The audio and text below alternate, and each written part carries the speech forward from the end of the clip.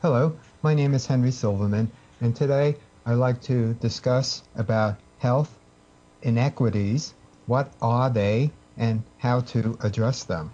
Inequalities in health. What are the factors leading to inequalities in health?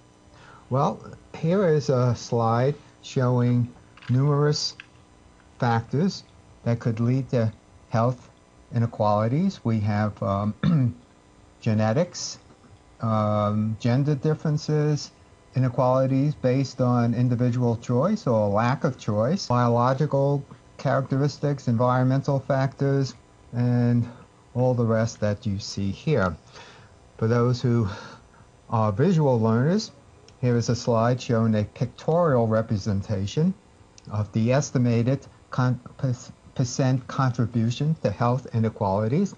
We have here access to health care, individual behaviors, cultural influences, influences of the environment, racism, poverty, and also genetics, and then other. So there are two types of questions that we could ask. One are considered social scientific questions. For example, what are the extent of the inequalities and the factors that are causally responsible for these inequalities? Or we could ask normative questions. For example, which inequalities should we care about and which ones are unjust? So what is the difference between inequalities and inequities? What is the distinction? Well, an inequality just refers to a difference in the rates of health and disease between different population groups. No moral judgment. However, when we talk about inequities, we're talking about an inequality that is unjust. In other words, we are casting a moral judgment on the cause of the difference in the inequalities. Are these examples of health inequalities or health inequities? Differences in sickle cell anemia between African Americans and Native Americans, cystic fibrosis in Caucasians, breast cancer in women compared to breast cancer in men, prostate cancer in men, rates of premature births between different ethnicities.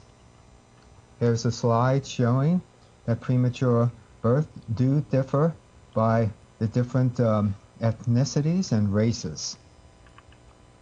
And here we see a slide showing differences in obesity rates in women. Again, based on different ethnic groups. We see a difference in life expectancy between whites and blacks. Are these inequalities represent inequities? If there is a difference in the rate of disease between groups, there is an inequality in health. The question we must ask then is, why does this difference exist? There are cases of health inequalities due to genetic and biological differences.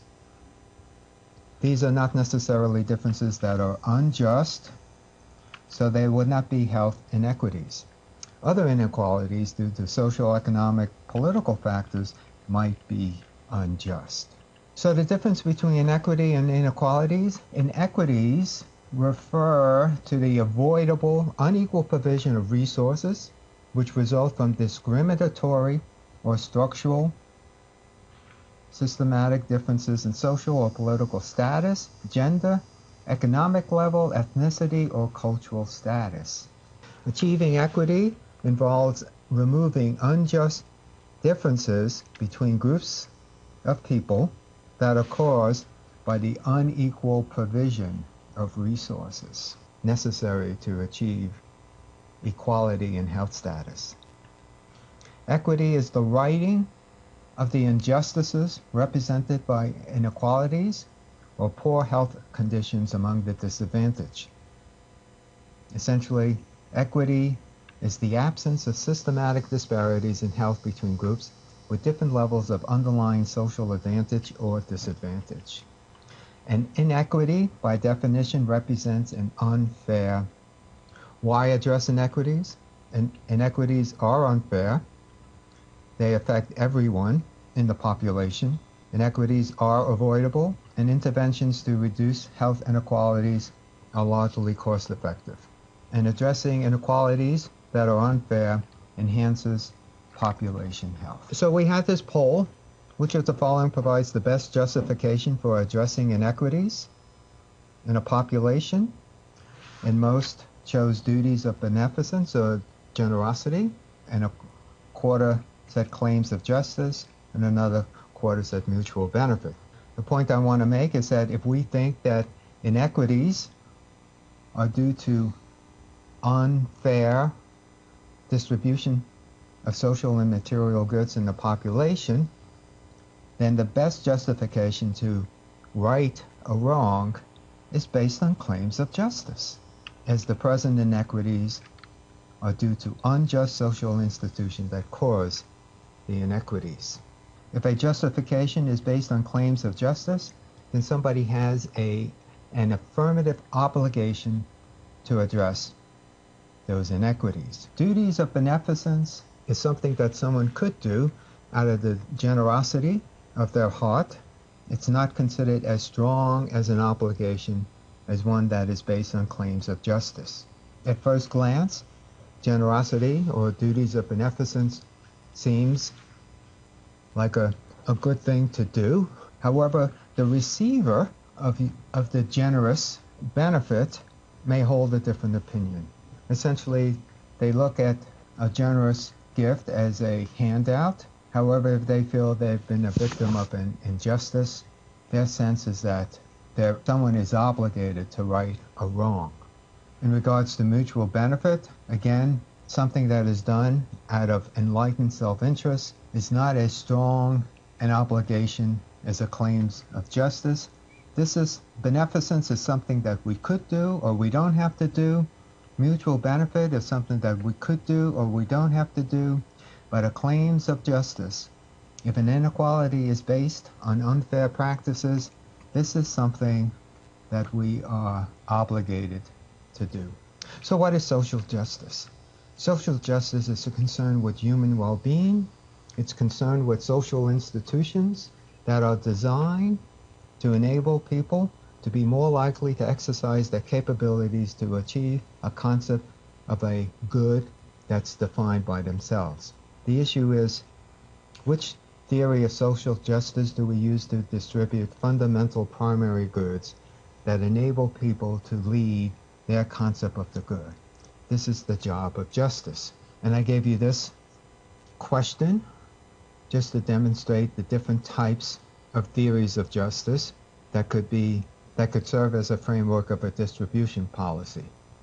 We have utilitarian, economic, egalitarian, and libertarian. And in terms of the individual case, most pick Caller as the one who made the flute. And I think the reason for that is because on the surface, there was no concerns with any injustices taking place between the three children, and hence one was not obligated to give a flute to the person who had less toys. However, if there was a sense of unfairness between the three children, we might respond differently. So again, the three theories all attempt to explain what would make a distribution just. And let me just go quickly through these slides, and I'll have them on the blackboard. And I mainly want to shift quickly to what's called qualified egalitarianism. Egalitarianism does not specifically aim at strict equality, but only at equality of opportunity. Everyone should have the same opportunity to achieve their concept of the good. The question is, opportunities of what? Fair equality of opportunity will only appear as fair if it really enables people to exercise their liberty.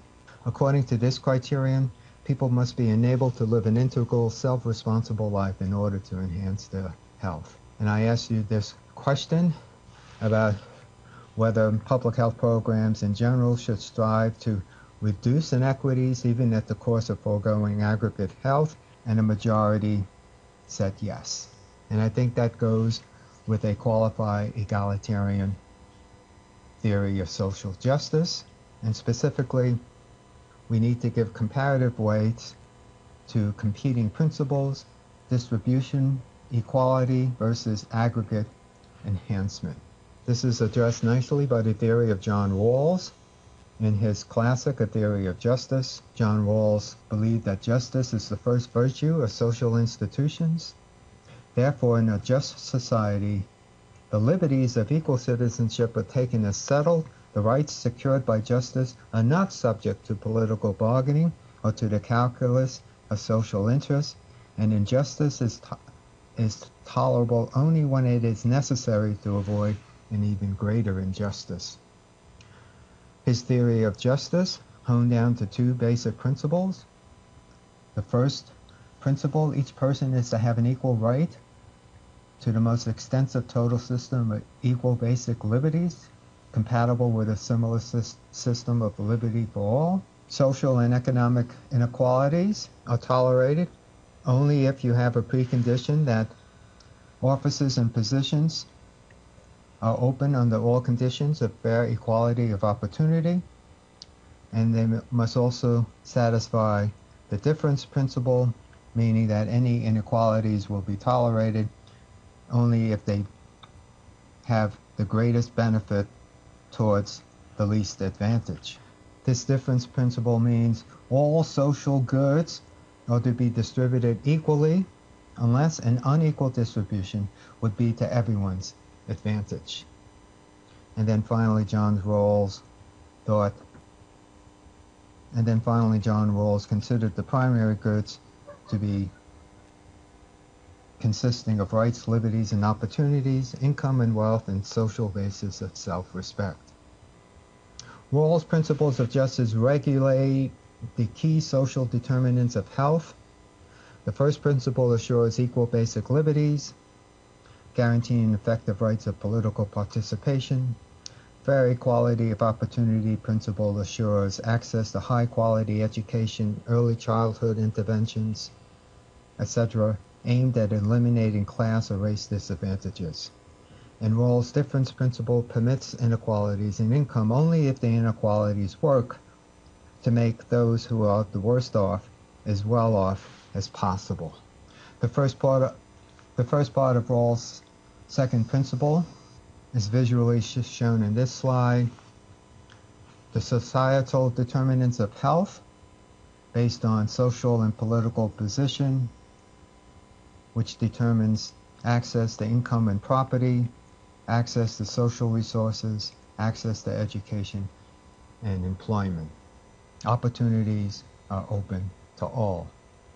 These are the so-called causes of inequalities in healthcare. Thank you very much.